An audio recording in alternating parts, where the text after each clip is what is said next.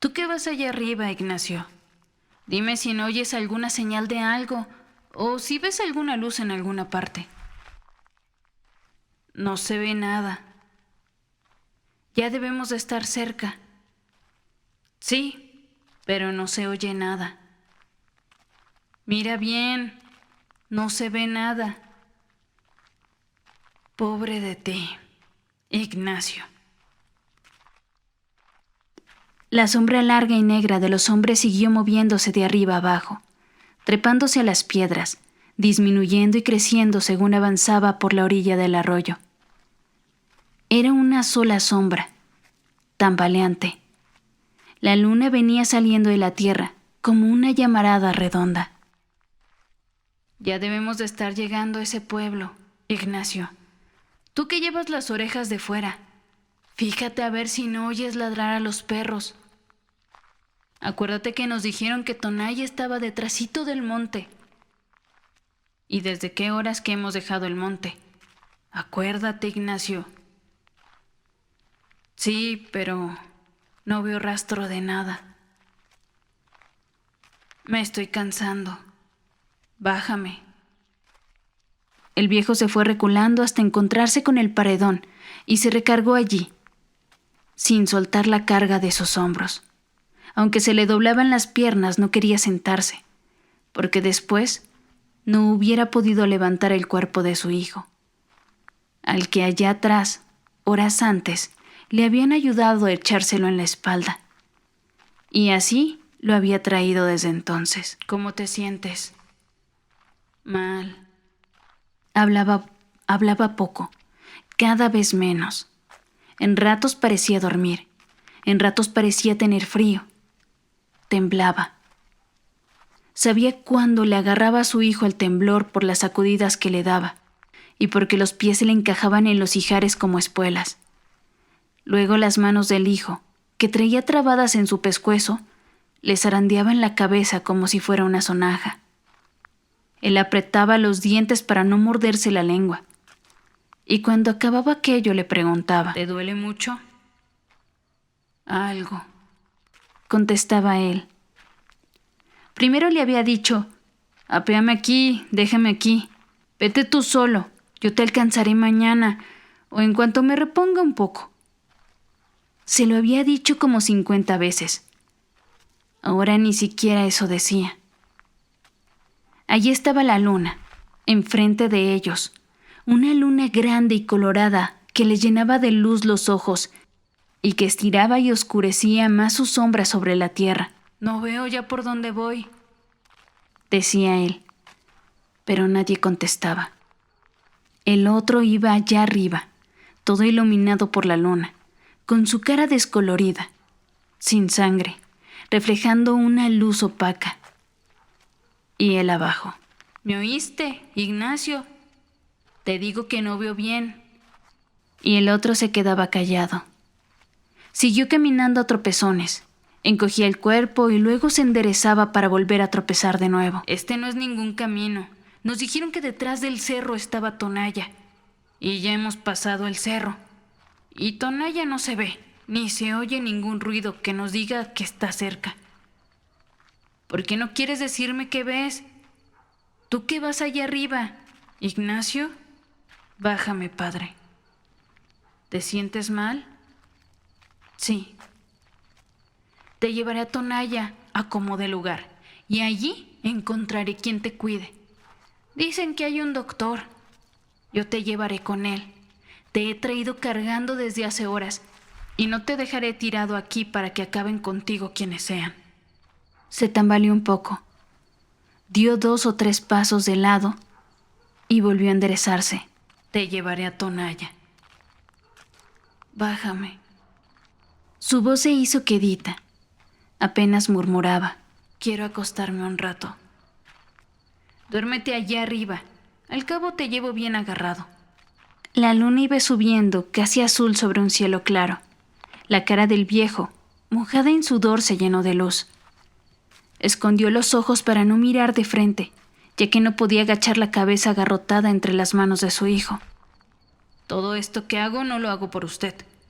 Lo hago por su difunta madre. porque usted fue su hijo. Por eso lo hago. Ella me reconvendría si yo lo hubiera dejado tirado allí, donde lo encontré, y no lo hubiera recogido para llevarlo a que lo curen como lo estoy haciendo. Es ella la que me da ánimos, no usted. Comenzando porque a usted no le debo más que puras dificultades, puras mortificaciones, puras vergüenzas. Sudaba al hablar, pero el viento de la noche le secaba el sudor, y sobre el sudor seco volví a sudar. Me derrengaré, pero llegaré con usted a Tonalla, para que le alivien esas heridas que le han hecho. Estoy seguro de que en cuanto se sienta bien usted, volverá a sus malos pasos. Eso ya no me importa con tal que se vaya lejos, donde yo no vuelva a saber de usted. Con tal de eso. Porque para mí usted ya no es mi hijo. He maldecido la sangre que usted tiene de mí. La parte que a mí me tocaba la he maldecido. He dicho que se le pudran en los riñones la sangre que yo le di. Lo dije desde que supe que usted andaba trajinando por los caminos, viviendo del robo y matando gente. Y gente buena. Y si no, allí está mi compadre Tranquilino, el que lo bautizó usted, el que le dio su nombre. A él también le tocó la mala suerte de encontrarse con usted. Desde entonces dije, ese no puede ser mi hijo. Mira a ver si ya ves algo, o si oyes algo. Tú que puedes hacerlo desde allá arriba, porque yo me siento sordo. No veo nada. Peor para ti, Ignacio. Tengo sed. Aguántate. Ya debemos de estar cerca. Lo que pasa es que ya es muy noche y han de haber apagado la luz del pueblo. Pero al menos debías de oír si ladran los perros. Haz por oír. Dame agua. Aquí no hay agua, no hay más que piedras. Aguántate. Y aunque la hubiera, no te bajaría a tomar agua. Nadie me ayudaría a subirte otra vez y yo solo no puedo. Tengo mucha sed y sueño. Me acuerdo cuando naciste. Así eras entonces. Despertabas con hambre y comías para volver a dormirte. Y tu madre te daba agua porque ya te habías acabado la leche de ella. No tenías llenadero. Y eres muy rabioso. Nunca pensé que con el tiempo se te fuera a subir aquella rabia a la cabeza. Pero así fue. Tu madre, que en paz descanse, creía que cuando tú crecieras irías a ser su sostén.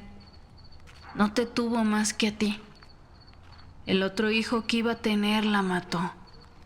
Y tú lo hubieras matado otra vez si ella estuviera viva a estas alturas. Sintió que aquel hombre que llevaba en sus hombros dejó de apretar las rodillas y comenzó a soltar los pies, balanceándolo de un lado a otro. Y le pareció que la cabeza, allá arriba, se sacudía como si sollozara. Sobre su cabello sintió que caían gruesas gotas como de lágrimas. ¿Lloras, Ignacio? ¿Lo hace usted llorar el recuerdo de su madre? ¿Verdad? Pero nunca hizo usted nada por ella. Nos pagó siempre mal. Parece que en lugar de cariño, le hubiéramos retacado el cuerpo de maldad. Y ya ve, ahora lo han herido. ¿Qué pasó con sus amigos? Los mataron a todos, pero ellos no tenían a nadie. Ellos bien hubieran podido decir, no tenemos a quien darle nuestra lástima. ¿Pero usted, Ignacio? Allí estaba ya el pueblo. Vio brillar los tejados bajo la luz de la luna. Tuvo la impresión de que lo aplastaba el peso de su hijo al sentir que las corvas se le doblaban en el último esfuerzo. Al llegar al primer tejabán, se recostó sobre el pretil de la acera y soltó el cuerpo, flojo, como si lo hubieran desconyuntado. Destrabó difícilmente los dedos con que su hijo había venido sosteniéndose de su cuello y, al quedar libre, oyó cómo por todas partes ladraban los perros. ¿Y tú no los oías, Ignacio?, dijo. No me ayudaste ni siquiera con esta esperanza.